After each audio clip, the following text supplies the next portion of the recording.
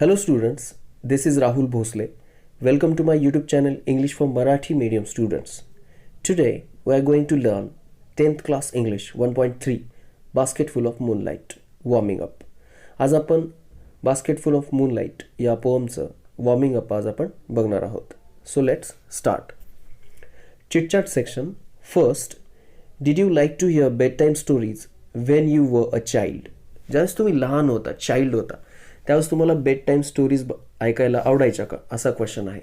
Bed time stories म्हणजे काय की आपण लहान असताना आपले पॅरेंट्स किंवा आपले ग्रँड पॅरेंट्स आपल्याला ज्या गोष्टी सांगायचे झोपायच्या वेळेला त्याला इंग्लिशमध्ये बेड टाईम स्टोरीज म्हणतात. ओके, सो ॲन्सर असेल यस. आपल्या सगळ्यांनाच बेड टाईम स्टोरीज ऐकायला आवडत होत्या लहानपणी.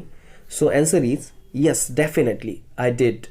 I like to hear bed time stories when I was a child. ज्यावेळेस मी लहान होतो त्यावेळेस मला बेड टाईम स्टोरीज ऐकायला आवडायच्या. Second question, who usually told you the bed time stories? Question असा आहे की कोण सहसा तुम्हाला त्या स्टोरीज सांगायचं, bed time stories? So answer is my grand parents told me the bed time stories. माझे आजी आजोबा मला त्या स्टोरीज सांगायचे, bed time stories.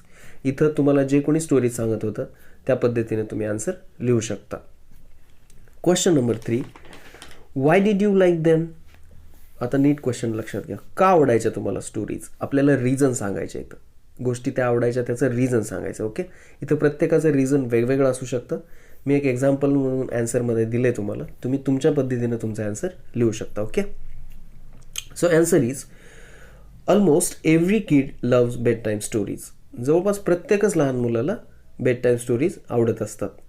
I also like to listen them because every day I got to learn something new from bed time stories. मला त्या stories ऐकायला आवडायच्या कारण प्रत्येक दिवशी ज्यावेळेस मी स्टोरी ऐकायचो त्यावेळेस प्रत्येक दिवशी मला काहीतरी त्या स्टोरीजमधनं नवीन काहीतरी शिकायला मिळायचं. Those stories would be very interesting. आणि त्या स्टोरीज खूप इंटरेस्टिंग असायच्या. That's why I like them. आणि त्याच्यामुळं मला त्या स्टोरीज आवडायच्या. Okay, question number 4, do you still like to hear those stories again? तुम्हाला अजूनही त्या कथा किंवा त्या स्टोरीज पुन्हा ऐकायला आवडतात का? सो यस, डेफिनेटली आपल्या प्रत्येकालाच त्या ऐकायला आवडतील, पण आता पहिल्यासारखी मजा नाही येणार. ओके, सो ॲन्सर असं असेल yes, I still like to hear those stories again but now it's not as fun as before. पहिल्यासारखी मजा नाही येणार. Next, first discuss in groups about the procedure of planting a tree. Write the steps in bullet points and present them before the class. आता आपल्याला ग्रुपमध्ये discuss करायचं आहे. काय डिस्कस करायचं आहे? प्लांटिंगची प्रोसिजर, झाड लावण्याची जी प्रोसिजर असते ती डिस्कस करायची आहे ग्रुपमध्ये. आणि त्याचे महत्त्वाचे मुद्दे, जे महत्त्वाचे पॉईंट्स आपल्याला लिहायचे आहेत आणि ते क्लासपुढे प्रेझेंट करायचे आहेत. ओके, तर आपण तर अनफॉर्च्युनेटली ऑनलाईन आहोत. ऑफलाईन ॲक्टिव्हिटी आहे खरं तरी, की पॉईंट्स लिहून ते क्लासपुढे रिप्रेझेंट करायचे आहेत. सो आपण पॉईंट्स तर ॲटलिस्ट लिहून काढूया. फर्स्ट पॉईंट, प्लांटिंग करताना, ट्री झाड लावताना पहिला पॉईंट काय असतो, प्रोसिजर काय असते? First point, choose seed of any plant. कुठल्याही एका प्लांटची बी घ्यायची आहे आपल्याला, ज्याचं जे झाड लावायचे त्याची बी घ्यायची आहे. ओके, सेकंड, आता बी तर घेतली आपण, सीड घेतलं. सेकंड नंतर काय करायचं आहे? Dig a small hole in the ground. जमिनीमध्ये एक छोटासा खड्डा खोदायचा आहे. ओके, आता ठीक आहे, खड्डा खोदला. आता नेक्स्ट नंतर काय करायचं? Third point, sow that seed in that pit. त्या ज्या खड्ड्या खोदला आहे आपण त्याच्यामध्ये ती बी आपल्याला पेरायची आहे, लावायची आहे. आता बी पेरली, त्याच्यानंतर नेक्स्ट काय करायचं आहे आपल्याला? फोर्थ पॉईंट, लास्ट पॉईंट आहे, put some soil in the pit and water it.